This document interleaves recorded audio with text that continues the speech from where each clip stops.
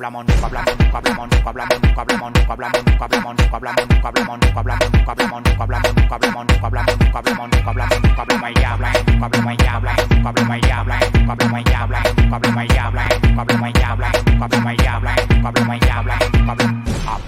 mañana. No. Fish Stripes Unfiltered Episode 1. Here we go. I'm with my guy, Isaac Azout. Wherever you're listening or you're watching, welcome to Episode 1. Isaac, how are you, man? How are you feeling about this episode? I'm doing well, man. I'm excited to start this pod with you. You know, Fish Stripes Unfiltered to be the first of hopefully many podcasts that come to you bi-weekly on every single platform possible. And yeah, we'll be talking Marlins. We'll be talking Major League Baseball as a whole a little bit, playoffs and offseason expectations throughout the offseason. Yep. As always, subscribe to wherever you're watching this podcast and subscribe to us on the YouTube channel. Just a little bit of a rundown of what we're actually going to be doing on this podcast. I mean, the first thing is obviously talking about your team, the Miami Marlins, the good, the bad, the really bad. It's a team that we'll get into now in a little bit. We're also going to do MLB talks. So, usually this is about the Miami Marlins, but we're actually going to talk about, other teams. The playoffs are coming up. So it's a little bit of an interesting topic to touch up on. We also have, special guests that we want to bring on, hopefully players, maybe some media guys that, you've probably seen on the live streams that we're going to bring here for a little bit long and, could go into the off season, which is pretty much what the podcast is going to be about, breaking news and live streams in the off season, which it's going to be great. I mean, we wanted to do this for you guys just so we could get a more of an insight of the off season and so you guys could have something to watch during the off season because baseball, once you watch like 162 games of the Marlins and then it's like a completely dead silence, there isn't much to watch and it sucks. But here we are. All right. And entering the first topic, the Miami Marlins season as a whole. Isaac, what are your thoughts? And we're going to go into the good, the bad, and then there's the really bad, obviously, because it's the Marlins. But let's start with the good. What's been good about this season? Right. Well, one more thing to add to what you were saying about the podcast. Obviously, you guys follow us on Twitter, Isaac Azout, Kevin Barral. Yep. And ask us questions, and we'll try our best to answer every single one of them. And we'll do our best. But to answer your question about, let's say we started with the good, right? Yeah. Very good. All right. So that's a little more positive here. A little more scarce. But good, you have to start with the pitching, right? I think the surprising good, you got to start with Trevor Rogers. Trevor Rogers coming out, dominating spring training the way he did. And he he really cemented himself as, frontline starting pitcher for this team, which is huge. Sandy Alcantara continuing his success. He's going to throw another 200 innings. He's going to probably get to 200 strikeouts. So I think the pitching as a whole is a positive there. And one more positive, obviously, is the emergence of Jazz Chisholm.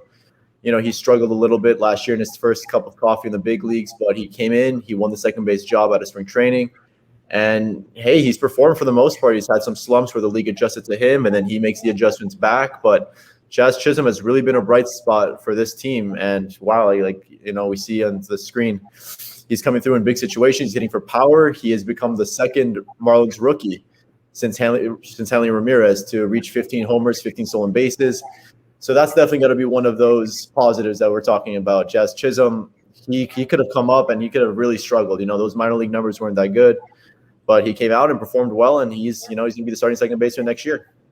Yeah, I mean, when you go into positives, yeah, you said it's scarce, and it is. But you look at the young talent that we've seen so far, and I'm not really going to go much into Brian De La Cruz, at least in this podcast, because that could be a discussion for a whole other one, because we could talk about how he could be the fourth outfielder or he could be a starter. And I know a lot of people want him as a starter, but we'll get into that maybe in another pod. But pitching, I mean, that's been the biggest thing.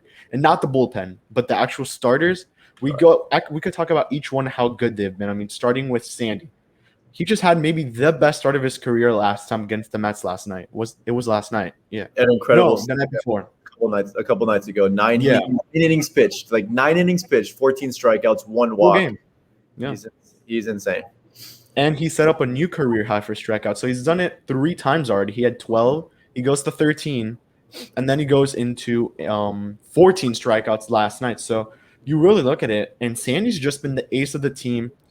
It's going to be crazy to see what the Marlins do. I mean, we could obviously promote the extend Sandy on here because it has to happen. If the Marlins don't do it, man, it's going to be really bad. And then we go into the second guy, Pablo Lopez. It's a guy who's been solid this season for the team. I mean, he had that one game in Chicago where he went 8 shutout innings. That may have been his best start. And then he had the 9 straight strikeouts against it was the Nationals. So you really look at it, and Pablo has had one great season. He's been maybe the most underrated pitcher in that rotation, and it's crazy to say because he's supposed to be one of the highlight pitchers of this rotation. And then we go into the end of that three-headed monster, which is Trevor Rogers, someone who I think will come in second in Rookie of the Year voting because I think we know Jonathan India is going to take that one, at least in my opinion. But Trevor, after that first start in St. Louis, everyone thought he was going to be a guy who's going to struggle, going to be a guy who's going to go up and down in the minors and then majors.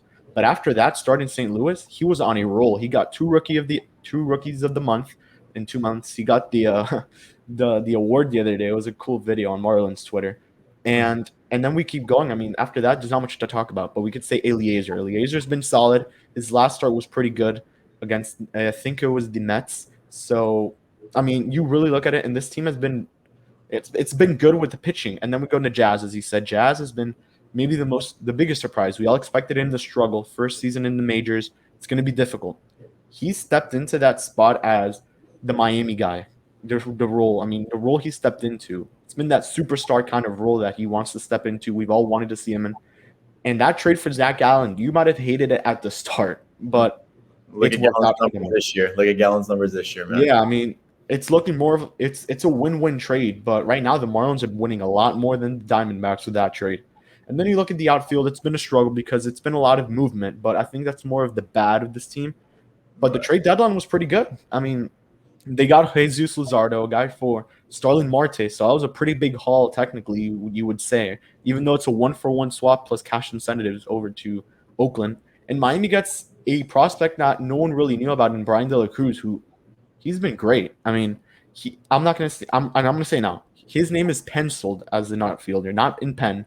I think spring training and whatever the Marlins do in the offseason, which we'll get into later, is going to really define what happens with De La Cruz's position. But it's been a good season, and I don't know if you have anything else to touch up on the positives here.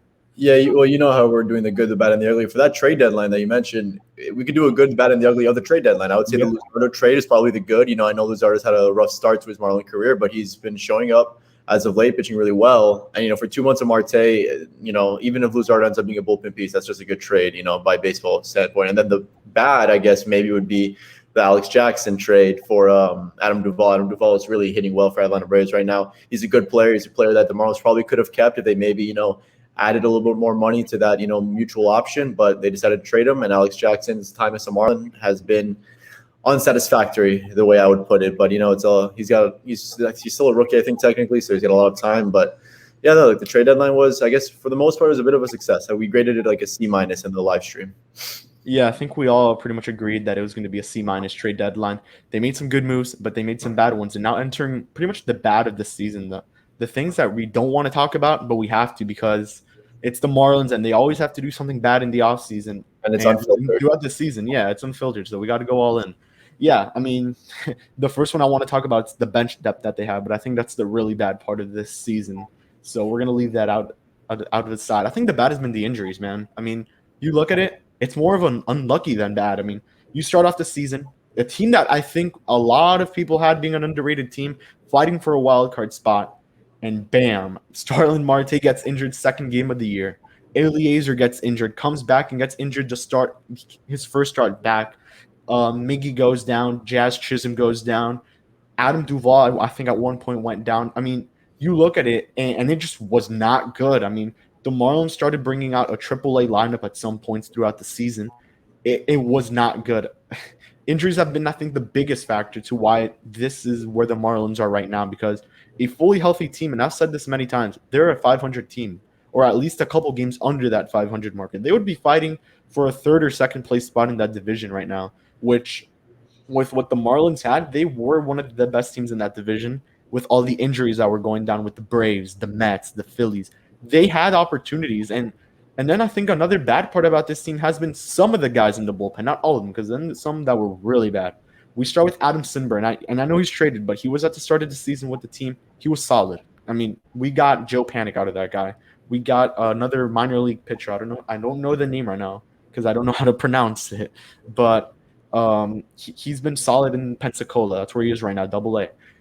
you look at that bullpen, Dylan Floro has been a pretty good piece to that team, but he hasn't been great. I don't think he's been what we've expected. Richard Blyer has been pretty bad this season. He's had his moments. And then there's the good, and we forgot about the good. Anthony Bender, he's been great. So there's not much to say about him. But yeah, you go into that bullpen, not everyone's been bad, but most of them have. And then we thought there was going to be some kind of revamped bullpen. That's not what we've seen. I mean, the 2020 bullpen I think was better than the 2021 for sure this season. So I don't know if you want to touch up on that bullpen a little bit. Yeah, well, you were talking about the bad here. Definitely, one of the bigger disappointments started off in the second game of the season was Anthony Bass. He was the big offseason signing for the Marlins aside from Adam Duvall. Yeah. And Bass, just for whatever reason, was just not able to, translate his success in Toronto over here to Miami right away in the ninth inning. In that second game of the season, blew the game catastrophically. And in the ninth inning, he's just not been able to put it together all year long. He has found some success, though, throughout the year in the seventh inning, earlier innings, in lesser leverage situations. So that's good. And you mentioned the injuries just all around the team, man. You go into the year, you lose Sixto Sanchez. We pretty much know he's gone for the year anyway. Yeah. So those injuries, and I think another big, negative of the season was just a bad season from Brian Anderson. Not a bad season just because, he's been having that shoulder injury linger for a very long time, and he's got it screwed up twice now this year. He just was never really able to get together and get consistent. And, he gets hot and then he gets injured. And he gets hot, he gets injured, and he struggles when he comes back. And it's a really tough lost season for Brian Anderson. Hopefully he'll be back next year. We're still waiting to see if he's going to go under the knife or not. But yeah, I think like you said, the bad would be the injuries. I think everyone in the starting lineup, Garrett Cooper was out for the year. Yeah. Almost everybody in the opening day starting lineup was out for an injury at one point, except for Jesus Aguilar, I believe. So it was a tough season, health-wise, a tough season performance-wise for some of these guys. Maybe like the catcher position. We can go into that a little bit later. It's the ugly. But yeah, the injury definitely hurt this team a lot for sure. Yeah, and I think something else that's hurt this team has been roster management. The way they've run the roster, at least now in September, you would assume guys like Bryson Brigman would be up. Lewin Diaz, who is up right now, would have been up earlier. Yeah. Eddie Alvarez now up, but now is when the Marlins are already making those moves. We're just waiting on the Brigman call-up, which is hopefully going to happen at some point because there's some guys that are on the IL. I know Aguilar went down, so they brought up Lewin. Yeah, so there's going to be bound to be moves at some point with injuries. Hopefully they don't happen, but hopefully players don't get injured. But if they do, he's going to come up at some point. So yeah, roster management has been big. I mean, when you thought this guy was going to go up, they bring up a guy like Devin Marrero, who hasn't produced at all at the major league level, and that I think we'll go into the ugly because that's kind of a bench depth kind of guy on the team. The catch position's been another one. That's the ugly. So I think that everyone wants to hear the ugly here. And I'm going to kick it off with you, Isaac. What's the ugly, man? Because there's a lot of ugly in this team. Well, let's start with what you were talking about, the roster construction. It's not only just the lack of, correct moves that we think are correct for this September, but just all year long, really. They went into the year. I know there was a lot of injuries in the rotation, but there was a time in the year where every fifth day almost we had a bullpen game. And we had many times where we had starting pitchers like Cody Poteet and Zach Thompson pinch hitting at times.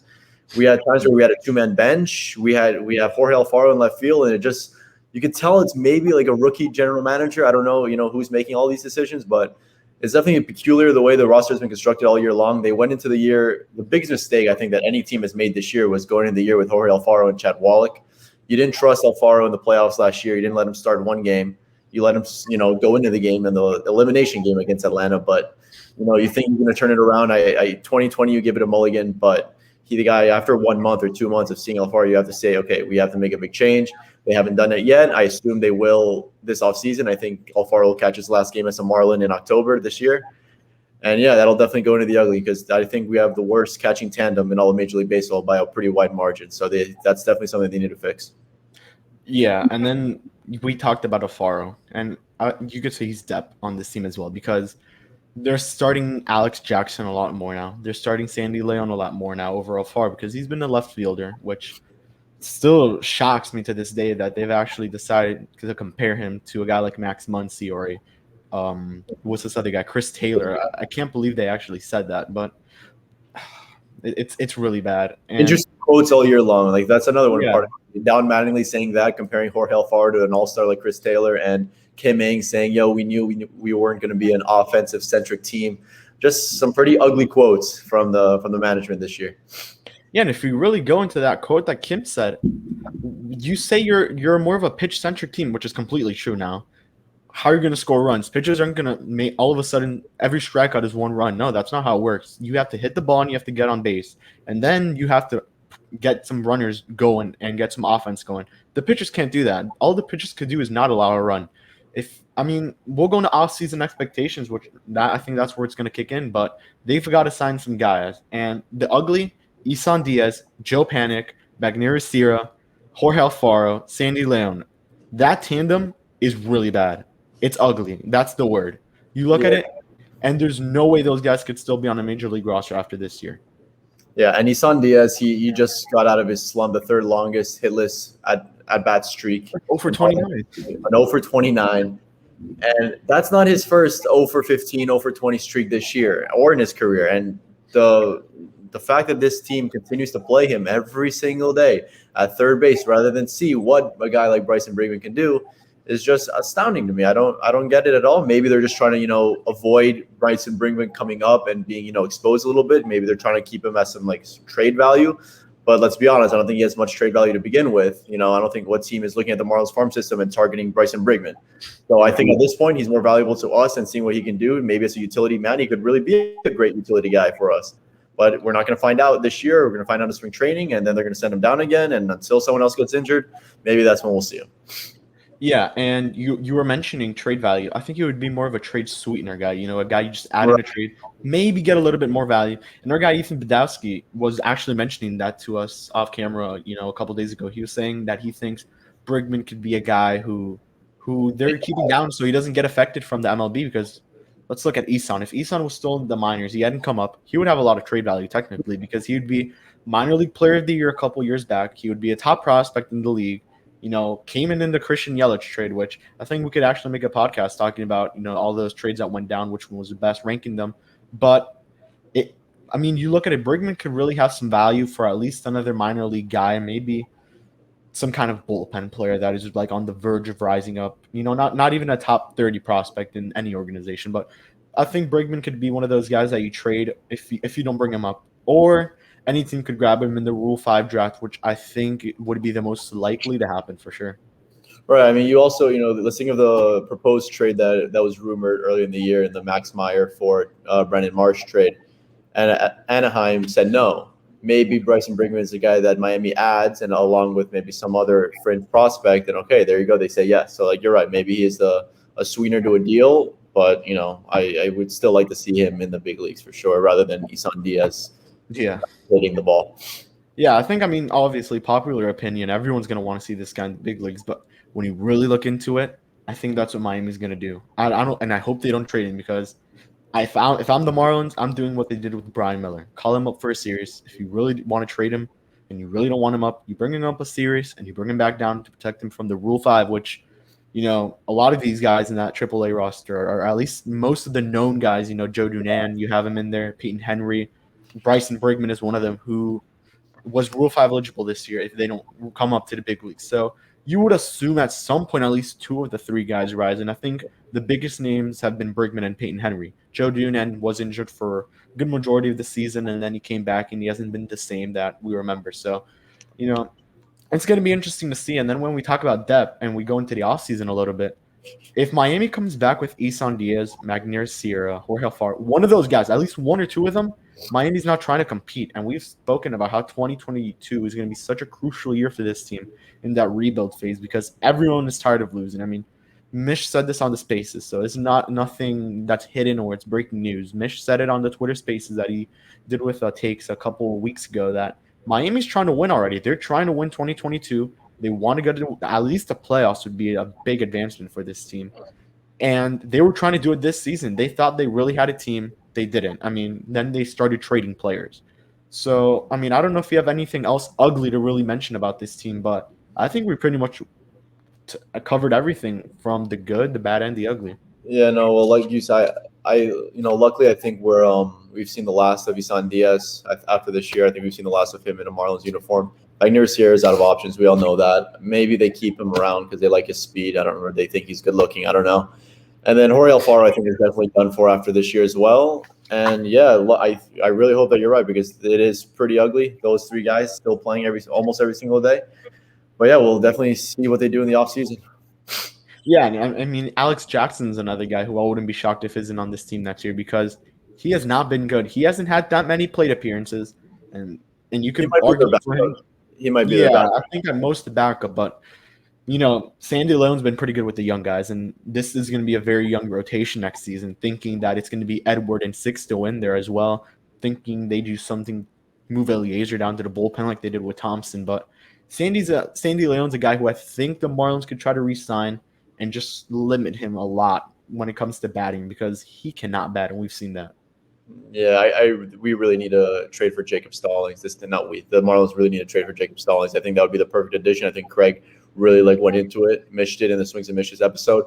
Yeah, that guy. I've since he said that I have watched some of the Pirates games and watching the guy call games, watching the guy is in every single pitch. He cares about his pitchers. He cares about his team. That's 60 games under 500. That guy would be such a boost to this team for so many reasons that wow, I think that's a no-brainer trade for that guy.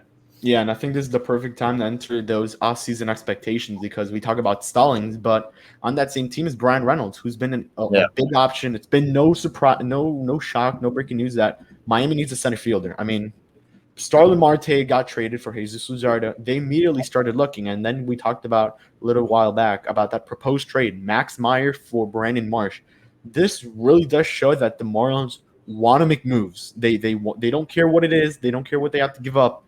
They were willing to give up Max Meyer, one of the top prospects on this team, top 5 prospect.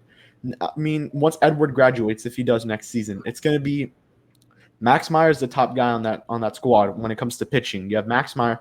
I don't think Jake Eater was involved into any conversations, but they're willing to give up these top guys. And Brian Reynolds, that's been the big name, and Jacob Stallings would be a sweetener in that deal for us, at least a very nice sweetener because it would solidify our catching. And Jacob Stallings is a guy who's been good at batting this season. He's had a good overall batting. I mean, defense has been the biggest thing for this team, which Jorge Alfaro hasn't shown much good defense. Chad Wallach, when he was on the team, was not doing anything well defensively. Sandy Leon was okay, but he wasn't that good.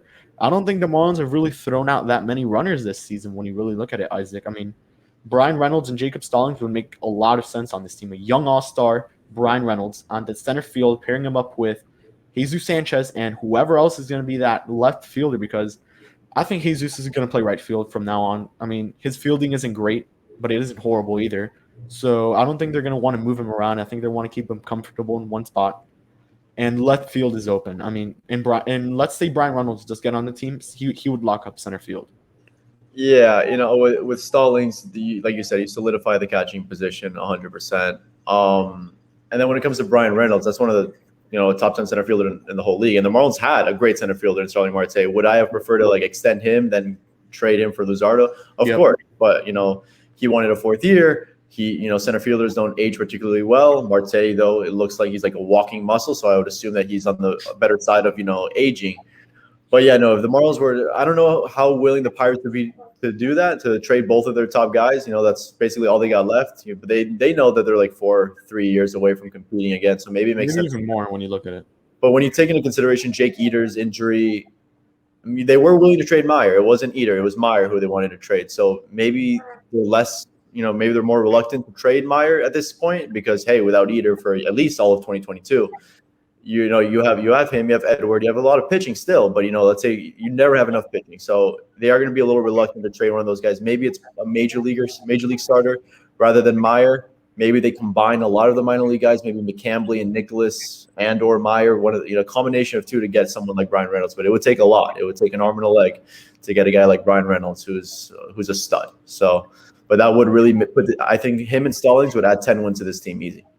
Yeah, and I think we talked about this too. I think it was Kyle Nicholas and Zach McCambly who Alex Carver mentioned from Marlins Miners, our guy. He mentioned that they brought him up the trip to Double-A Pensacola right around that time, really. And I think what he said that really this would be about getting these guys to show off what they could do in a higher level situation, not single A Beloit or Jupiter, where they formerly were at some points. So I mean, those are for sure some guys who are going to be in a possible trade. If it happens, I would assume one of the two because, I mean, if it's just for Brian Reynolds, what would an ideal trade look like? I mean, probably Max Meyer is going to be in there. Or they could really not put Max Meyer in. They put both of those guys who we mentioned, the Cambley, Nicholas. You maybe throw in a third guy in there and maybe some major league talent. I mean, that would be a pretty good trade for just Brian Reynolds. Now, if you had Stallings, you would have to add Max Meyer. I don't know if you agree with that, but I mean, it's something to really think of what a trade would look like. I mean, it just depends on how much Pittsburgh values Stallings. But I can tell you right now, one of those three, Meyer, McCambley, Nicholas, one of them will be traded 100% in the offseason.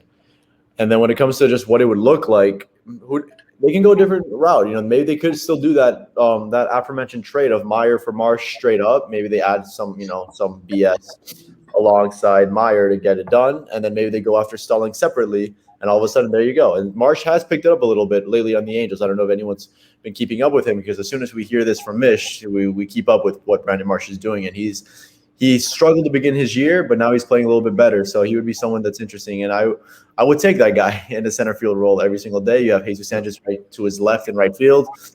And if they don't do anything else, which I hope they do, you have Brian De La Cruz in left field, who's been a real phenomenal. Yeah. He's been a real cup of fresh air for this team. Wow. And let's say the Marlins, they don't go for Stallings. Another option is Wilson Contreras. I mean, but I like Wilson. He has 1 year left. I like Wilson as well, but I think Stallings would be I think, a scenario where the Marlins have to re-sign him, right. And I don't think it's not worth giving up Max Meyer whatsoever. No. Maybe give up McCambley or Nicholas in that scenario. Mm-hmm. And it wouldn't be as big of a haul that the Cubs receive because, first of all, the guy's on a 1 year, so it's not really 100% sure if he's going to re-sign unless he really wants to. But maybe the Cubs really lowball. I mean, they're in a rebuilding stage. They're going to want to get prospects, obviously, but maybe the big piece of that trade would be McCambley or Nicholas. And then you have to add some single-A players in there just to make it work. Or maybe a guy like Eliezer would make sense in that trade, at least in my opinion, because odd man out, it looks like it's going to be Eliezer to either get traded or move to the bullpen. And I think we've all really come to that agreement that he would be nice in the bullpen for the Marlins, but trading him would be an option. And then finally, if somehow the Marlins don't get Reynolds, Max Kepler is a good option. Bringing back Starlin Marte, which I know Kim Meng said the book was open to that, but I highly doubt it'll happen, especially when you go into a bidding war with a team like the Yankees or the Dodgers. That's game over right there. So when you look at it, the Marlins have a lot of options in this offseason. Yeah, no, when you mentioned Contreras, especially when he has 1 year left, it would be a trade where you have to assume that you're gonna extend him. The guy's hitting 224 this year. Jorge Alfaro actually has a higher batting average, but also, at the same time, that doesn't mean shit. But Wilson Contreras has an OPS of 744. He is having a decent year, but he's not having, that prototypical great all-star year that he's capable of having. So when it comes to that, I'd prefer Stallings, who is the lesser offensive player, no doubt about it. But that guy behind the plate is just such an upgrade over anyone we have. And regarding Eliezer, like you said, our good friend Eli, who is helping us produce this beautiful podcast of ours, he had mentioned that Eliezer, it's more likely that he'd probably be traded rather than kept in the bullpen, just because he's one of the few arbitration eligible guys. His salary might go to around $2 million. Versus other guys who are still, making the league minimum like $6 still, like Edward, like Luzardo. So Eliezer, I see him being traded as well, along with one of those minor league guys for sure. Yeah, and there's so many ways it could go, but I think we could touch up on the bullpen a little bit because they have to revamp it again when we really look at it. I mean, this revamped bullpen is not revamped at all. I think we could really talk about the Alex Vesa trade that they made for Dylan Floro. That's one I think we could that stings a little bit because the way Vase is playing right now, it could have been a big piece in this offseason. Could have been a guy who the Marlins really could have developed a lot more, kind of in that Bender it could have been him and Bender pretty much. I mean, because those are the real young guys that would have been on this pen. But we have Bender and then no one else. I mean, Zach Pop's been pretty impressive. Paul Campbell, ever since when he came back, he hasn't been horrible, but he hasn't been good either. He's been mediocre, I would say. I mean, what are some options for this bullpen? We talked about Andrew Chafin, who cheap guy, really cheap player. He's been good at the bullpen for the Chicago Cubs, and then he gets traded to Oakland. So he's been pretty solid there. I think a good old friend of ours from the Marlins, Sergio Romo, would make sense on this team. I mean, he was on the Marlins. He was really good, and he got us Lewin Diaz. So I think that's something we could really talk about. I mean, bullpen options, Isaac, what do you got? Bullpen options. I mean, you know what? I think deceptively, this bullpen hasn't been as bad as fans might think. Like Floro, yeah, you make that trade. You give up talent to get talent. Floro is a great reliever. He was on the World Series champion, Los Angeles Dodgers last year. He pitched meaningful innings in a playoff hunt, in a playoff atmosphere, albeit COVID. But he pitched well for the Dodgers. We had to trade Alex Vesia, who had astounding minor league numbers, but he struggled, pretty badly. Yeah, he struggled pretty badly with the Marlins last year. So you know what? You make that trade. Dylan Fleury is a 2.83 ERA. He got the save last night, pitched incredibly, struck out 2 guys to earn the save, his 9th of the year. He probably should have been the closer to begin with, but he wasn't the big offseason signing like Anthony Bass. Yeah. Zach Pop has been a really nice surprise. That guy's stuff. I was actually with a guy that played with him in high school. Pop has nice stuff. He's a good kid, and he's really pitched better since his rough start to the season. So him. I guess Bass is coming back. I don't think you're going to get much value for him. But if you put Bass in the 7th inning, he's one of the best 7th inning pitchers in all of Major League Baseball. Yeah.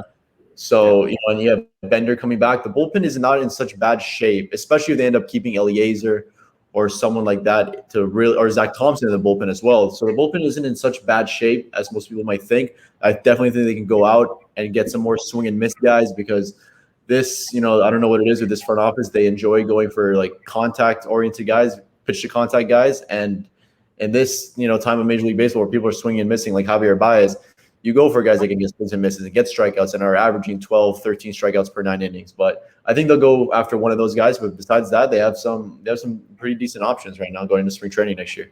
Yeah, in organization options, I mean, who can we mention? Cody Poteet, a guy who, if he comes back, that would be a solid addition to the bullpen. You add Cody Poteet, you add Eliezer, I think that would very much make the bullpen a lot better than it is right now. And yeah, you said the bullpen wasn't that bad. It really isn't.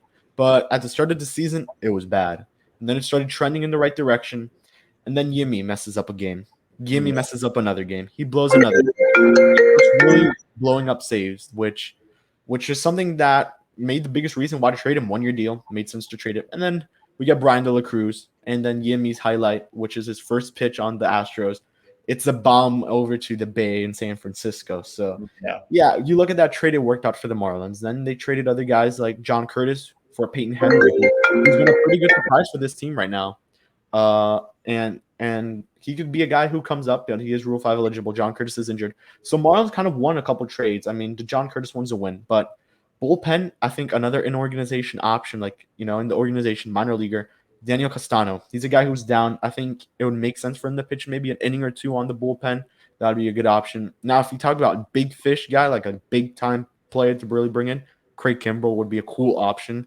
It would be maybe the best option there because he's a guy who I think is going to leave Chicago. I mean, you can't even though Liam Hendricks and Craig Kimbrell, both of them sounds absolutely great. Having both of them, I think Kimbrell goes to another team where I think he could be used a lot better in this scenario.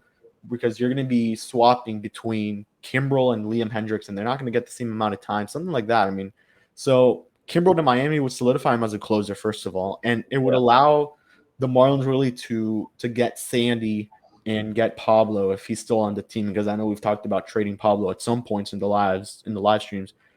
It would let him go more innings, and when Kimbrell steps in, it would really be like, all right, we're not going to really blow a save. It's going to be hard to see the Marlins blow a save, which it's been the big issue this season. They're blowing saves, and that's something that we can't have in a major league season for the Marlins, at least. Yeah, no, and I don't really see the Marlins. It'd be great. It's more of a pipe dream, probably. Yeah. But I mean, hey, if they're able to trade for the guys rather than go sign a big fish like Marte or something like that, maybe they do, reallocate some of that money into a Craig Kimbrell shutdown closer. The guy has a 2.15 ERA for his career.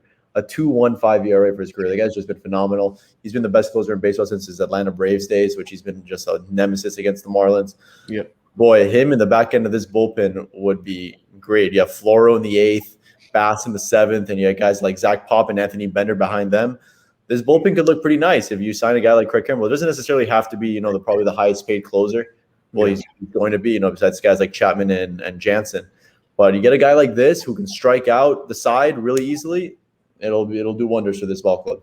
And I'm not going to say it would solidify the bullpen, but it wouldn't be the bullpen that we've seen this season. It would be one that we're a lot more confident in because Floro has arbitration years. I mean, he has his years of options and all that good stuff that we'd love to see.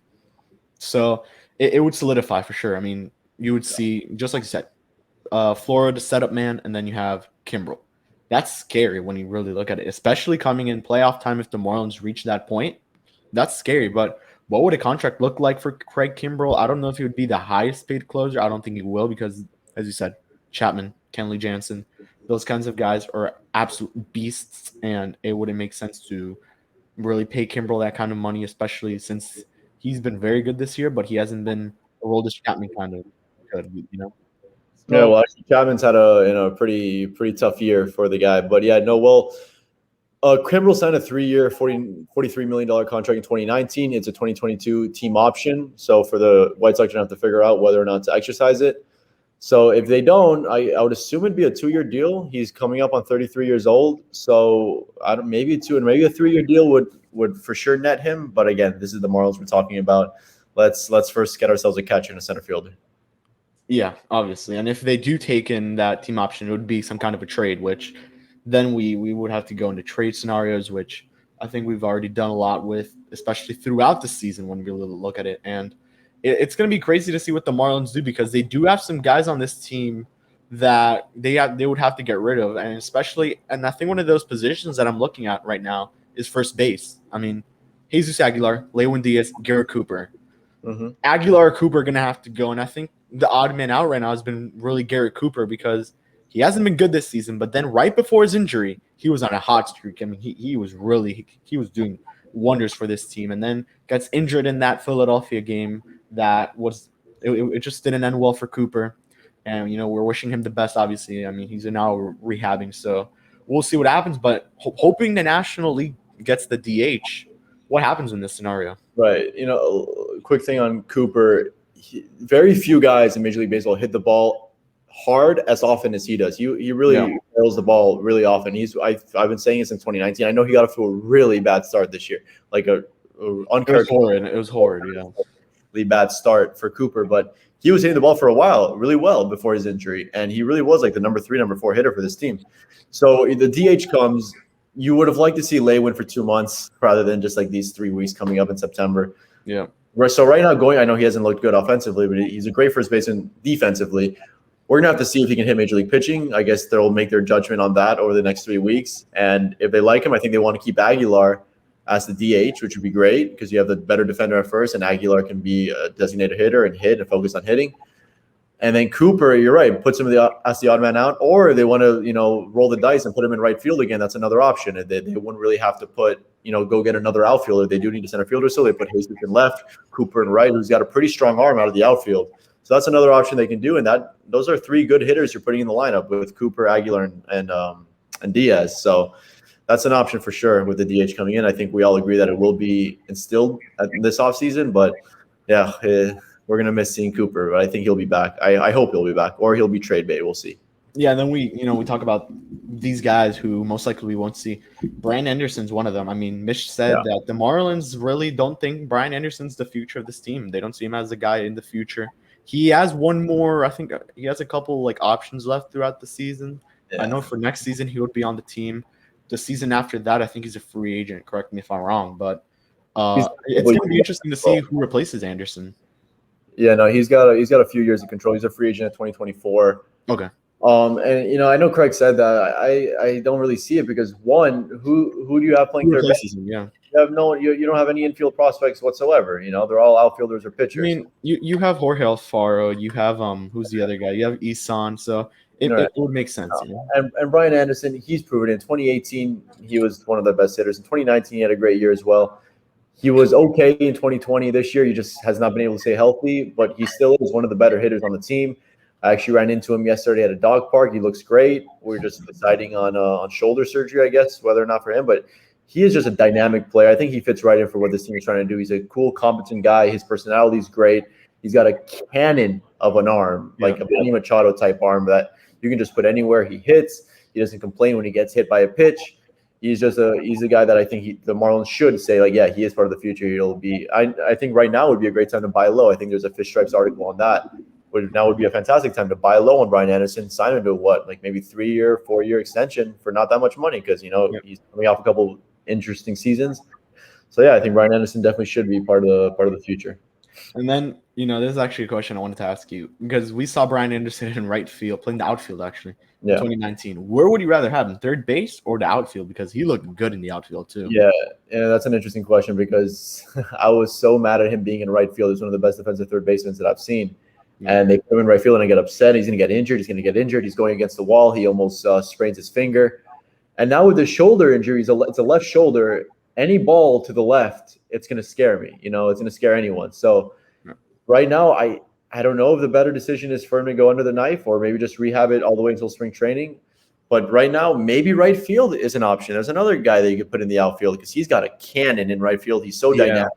He can play anywhere you ask him to. I'm sure you can play shortstop if you ask him to. So Brian Anderson, it used to be that third baseman, put him at third base. But now with the shoulder, any diving play to the left could really, cause some serious trauma to that shoulder. So I don't know what the Marlins are thinking. I don't know what's going on in their head to maybe put him in right field. That might be an option, but we'll have to wait till spring training to see. Yeah, I think I was always that advocate to really get Anderson at right field because cannon of an arm. This guy, not that reminds me of that Giancarlo Stanton arm because I think I told you guys this already, but Jesus Sanchez really reminds me of that arm because, man, that outfield right now, Miami's outfield has cannons. Yeah. It's cannons. You look at Brinson. Brinson has never really doubted me defensively. He's always been good.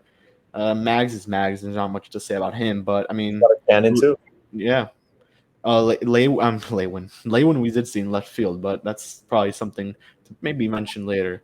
Another option there, Lewin, if he really pans out. But who was the other guy? It was Jesus Sanchez, Brian De La Cruz. Brian De La Cruz has been very good defensively, but BA is a guy who I think could very much be in that conversation to me. At least put him left field, see how he fares out there because I know we only saw him in right field in 2019, but.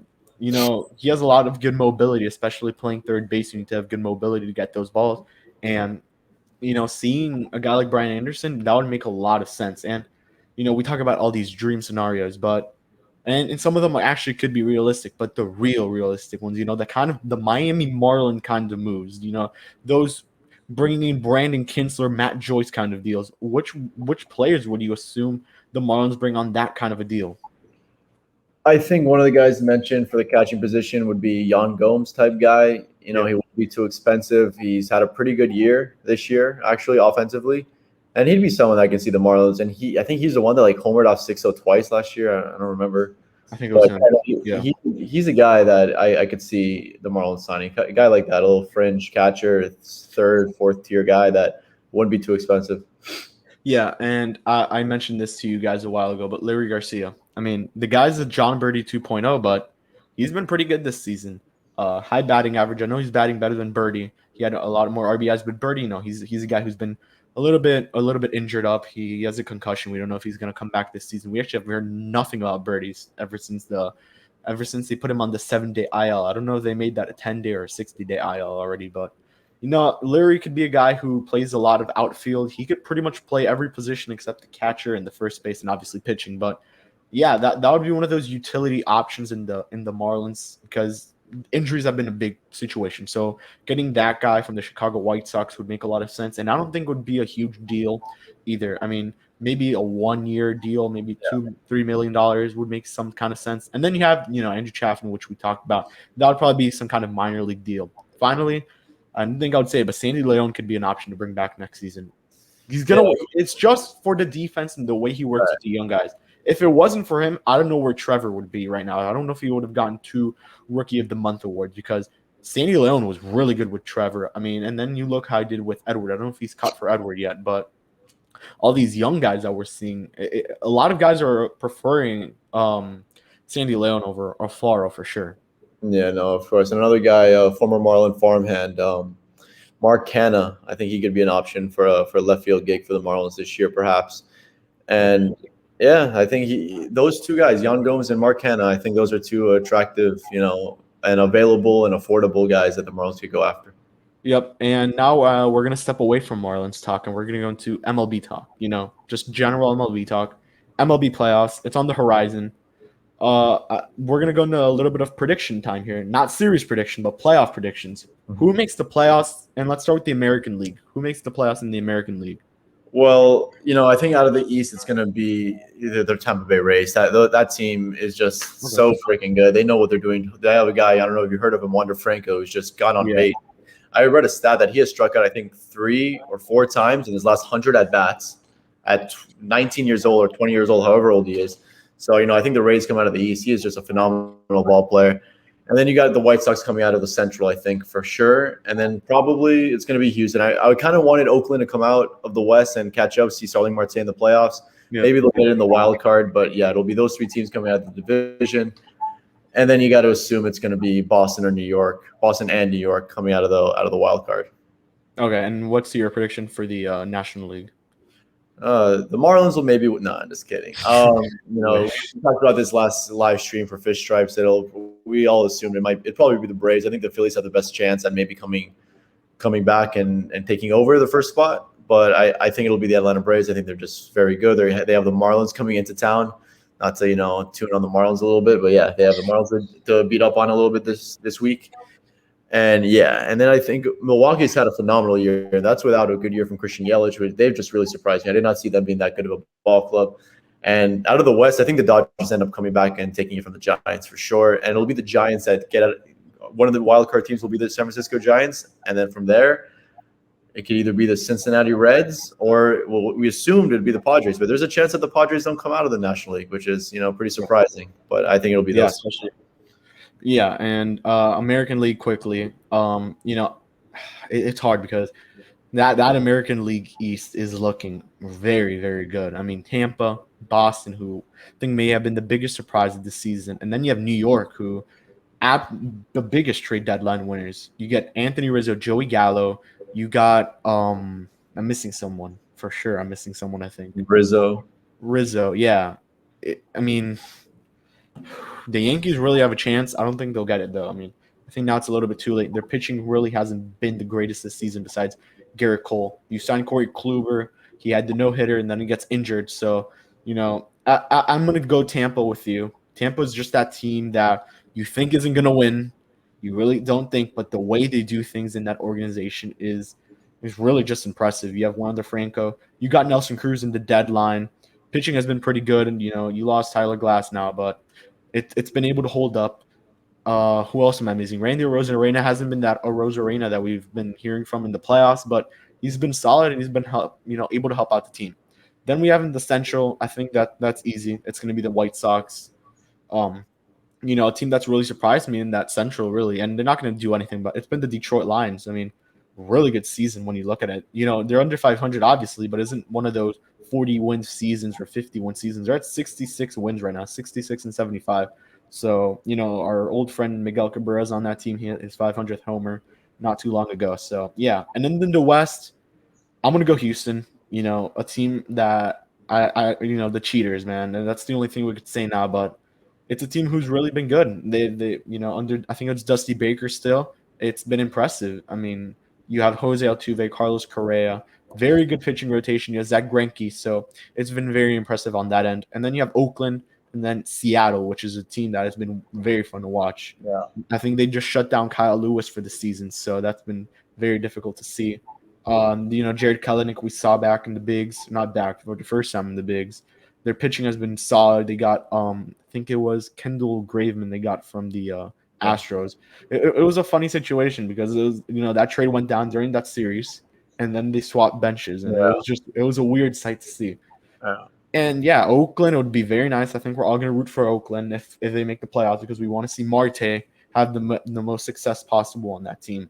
Yeah. And then wild card, I think it'll be Boston and New York. Toronto is going to be a team to really watch out in that wild card. Oakland as well, obviously, because this American League is very interesting and it's very tight when it comes to where the standings are at right now. But, we'll see what happens on that end. National League, we said this, Braves would win it. Phillies or Mets are going to be the only teams that are really going to contest that. But I think the Marlins really spoiled the Mets this series that they won 2-3, which you predicted correctly. Now they're under 500. So, And then Central, it's between Milwaukee and Cincinnati. I think Milwaukee takes it. Cincinnati, it's a little bit too late now, but they have time. And then you have the West. You have San Francisco, LA, and the Dodgers. It's a 3-team race. San Francisco takes it. They made that trade for Chris Bryant. they got a good deal for Chris Bryant. They didn't have to give up Joey Bart. They didn't have to give up the guy that we were raving for. Now I forgot his name because he's no longer going to be connected to the Marlins. Helio Ramos, yeah. And then we look at the wild card. I'm going to go LA and Cincinnati get the wild card. San Diego doesn't make it. Cincinnati is just a team that has maybe the National League MVP and Joey Votto. So it's going to be interesting to see what happens there. And I think we're going to end it right here. I mean, anything else you really want to mention, Isaac? No, just what a disappointment, a disappointing season it would have been for San Diego if they don't make it, right? Yeah. Coming off of that year they had last year, getting Blake Snell, getting Yu Darvish, and then missing the playoffs completely would be very strange. But anyway, yeah. The Mets. The Mets too. Nothing more LOL Mets than them not making the playoffs with their $340 million guy. Yeah, we're gonna end it here. 50-minute recording. I think that's great. That's great because we, a lot of talking, a lot of off-season talk, Marlins talk. These episodes are gonna get real good. I mean, what we have ready for you guys in the future, for sure, we're gonna get some of the Fish Stripes boys on here for sure as special guests. Hopefully we get some kind of, some minor leaguers and media guys, which, you guys have seen on the live stream. So you will be kind of familiar with a lot of these guys, especially from Twitter, which you follow. Let us know in the comments on YouTube and on Twitter. You can just tag me and Isaac on Twitter and let us know what you guys thought about this first episode. Make sure to subscribe to the channel, the Fish Stripes channel, and subscribe to to Apple Podcasts, Spotify, wherever you listen to the podcast on Fish Stripes. So yeah, any last words, Isaac? No, that's about it. It's going to be a pleasure doing this with you bi-weekly. We're going to come to you with some fun stuff. Hopefully we'll get some players on here, and make sure to send us your questions if you ever have any. Yep. My name's Kevin with Isaac, and we'll see you guys on the next one. Go Fish. That's a wrap, everybody.